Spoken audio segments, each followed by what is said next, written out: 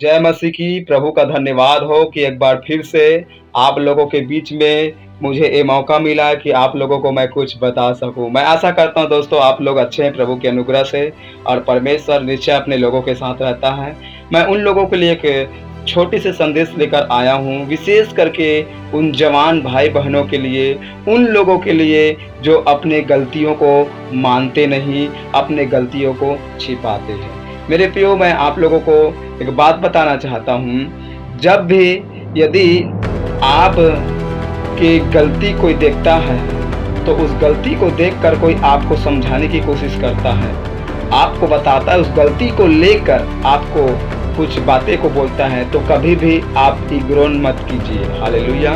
उस बात को अनसुनी मत कीजिए, उस बात को अपने जीवन में लीजिए। कई बार क्या होता है, जब पास्टर प्रचार करते हैं तो कई बार क्या होता है, कुछ विश्वासियों के जीवन को पास्टर जानते हैं और उस विषय को लेकर यदि पास्टर प्रचार कर लेता है तो आजकल विश्वासी पास्टर को गलत समझने लग जाता है कि ये पास्टर हमेशा मुझे देखकर प्रचार करते हैं, मेरे ही बारे में प्रचार करते हैं और लोगों को नहीं बताते हैं। मेरे प्रियो, ये नज़रिया गलत है। हालेलुया।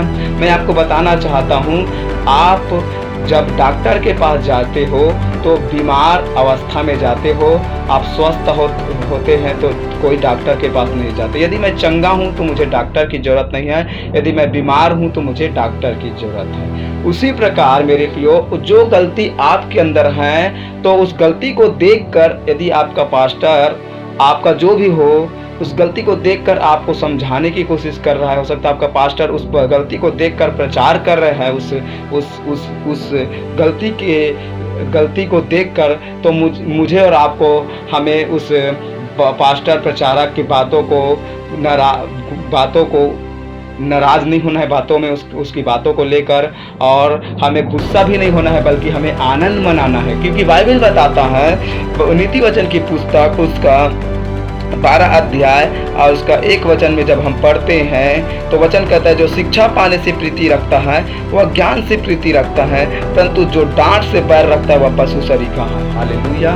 मेरे प्रियो, परमेश्वर चाहता है कि हम शिक्षा पाने से प्रीति रखें, हम ज्ञानवान बने, हम अपने आप में ज़्यादा बुद्धिमान बने, लेकिन कौन से? बाइबल के वचन को अपने जीवन में रखकर। हालेलुया।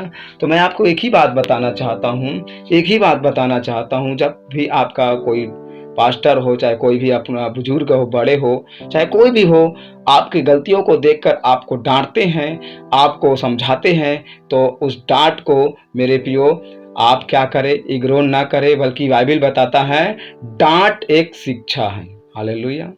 डांट एक क्या है? शिक्षा है। तो इसलिए मुझे और आपको उस डांट से मुंह नहीं मोड़ना है, बल्कि उस डांट से हमें क्या करना है?